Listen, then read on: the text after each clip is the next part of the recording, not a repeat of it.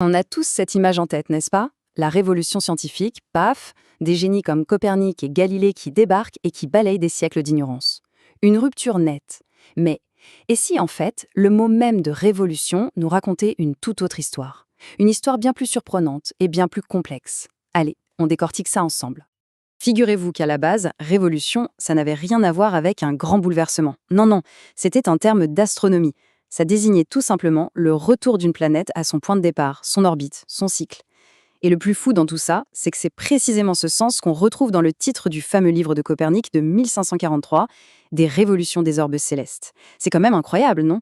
Le livre qui symbolise la rupture portait un titre qui parlait de retour au point de départ. Le sens qu'on connaît tous aujourd'hui, celui de rupture radicale, de table rase, eh bien, il est arrivé bien plus tard. C'est surtout avec la Révolution française que le mot a complètement basculé.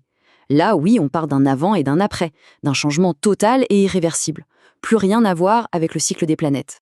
Ce qui nous amène à la question centrale. Cette fameuse révolution scientifique, c'était quoi au juste? Une révolution, au sens moderne, un grand coup de balai qui change tout? Ou est-ce que c'était quelque chose de beaucoup plus lent, une longue évolution, plus proche du sens originel du mot? C'est tout l'enjeu de ce qu'on va voir. Ok, pour bien saisir l'ampleur du changement, il faut faire un petit voyage dans le temps. Remontons avant Copernic.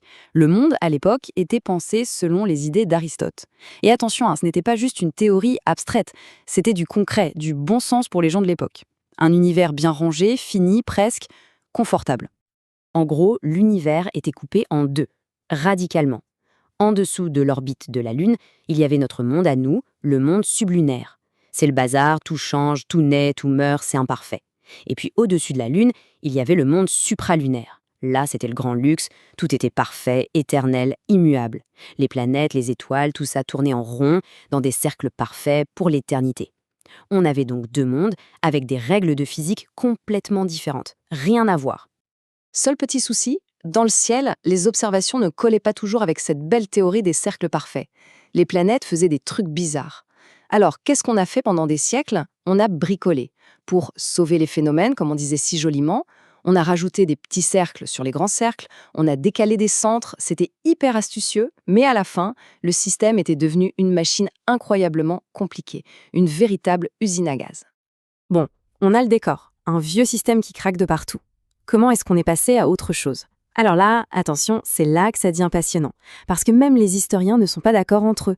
Il y a eu un débat énorme pour savoir ce qui s'est vraiment passé. On peut résumer ça en 3 grandes théories qui s'affrontent. La première, c'est la plus célèbre, c'est celle de Thomas Kuhn. Pour lui, c'est simple, c'est une révolution, une vraie. L'ancien modèle, qu'il appelle le paradigme, était plein de problèmes. Il est entré en crise et, bam, un nouveau paradigme, celui de Copernic, l'a remplacé d'un coup.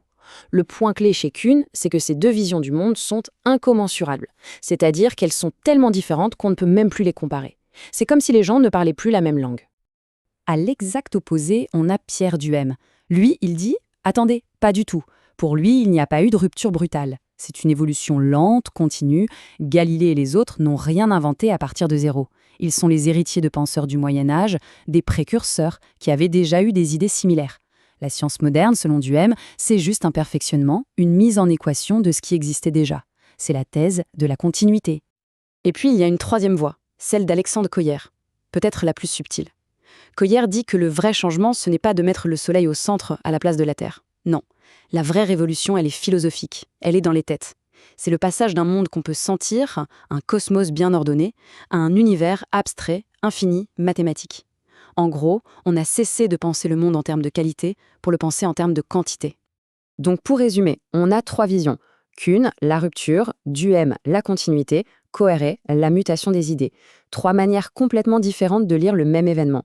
Ça nous montre bien une chose, l'histoire des sciences, ce n'est pas juste une chronologie découverte, c'est un champ de bataille d'interprétation. Mais attendez, ce n'est pas fini, parce que la réalité sur le terrain était encore plus compliquée que ça. L'idée d'un match simple, Terre au centre contre Soleil au centre, c'est une simplification. On oublie un 3e concurrent, et pas des moindres. Ce concurrent, c'est le grand Tycho Brahe, le meilleur astronome observateur de son époque. Et lui, il a proposé un modèle hybride, un compromis super malin. Dans son système, le Soleil et la Lune tournent bien autour de la Terre, qui reste immobile. Mais toutes les autres planètes, elles, tournent autour du Soleil. Ingénieux, non? Ça réglait plein de problèmes et mathématiquement, ça donnait les mêmes résultats que le modèle de Copernic. Ce n'était donc pas un combat à deux, mais bien à trois. Tout ça nous pousse à nous poser une question encore plus large. Ce concept de révolution, qui vient surtout de l'astronomie, est-ce qu'on peut vraiment le plaquer sur toutes les autres sciences? Est-ce que la science avance toujours par grande rupture? Parce que si on regarde ailleurs, en médecine, en chimie, en biologie, eh bien les choses ne se passent pas de la même façon. La découverte de la circulation sanguine par Harvey, la révolution chimique de Lavoisier ou bien sûr la théorie de l'évolution de Darwin. Ce sont des changements absolument monumentaux. Mais ils ne correspondent pas vraiment au schéma d'un paradigme qui s'effondre d'un coup. C'est souvent plus graduel, plus complexe. Alors, au final, c'est quoi une révolution scientifique? Comment est-ce qu'on peut repenser ce concept? Il y a une citation de l'historien Dan Gerber qui résume assez bien la nouvelle vision des choses. En gros, il nous dit que la science normale, à la Kuhn, où tout le monde est d'accord sur un paradigme, c'est peut-être l'exception. La vraie norme, en science, c'est peut-être le désordre. Un état permanent où plusieurs théories, plusieurs alternatives sont en compétition en même temps. La norme, ce serait donc le débat, la controverse, et pas le consensus tranquille.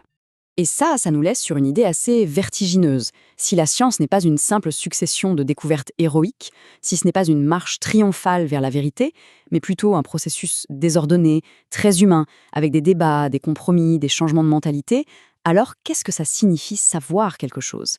La plus grande leçon de la révolution scientifique, finalement, ce n'est peut-être pas que la Terre tourne autour du Soleil, c'est de nous avoir montré à quel point la science est une aventure complexe et jamais terminée.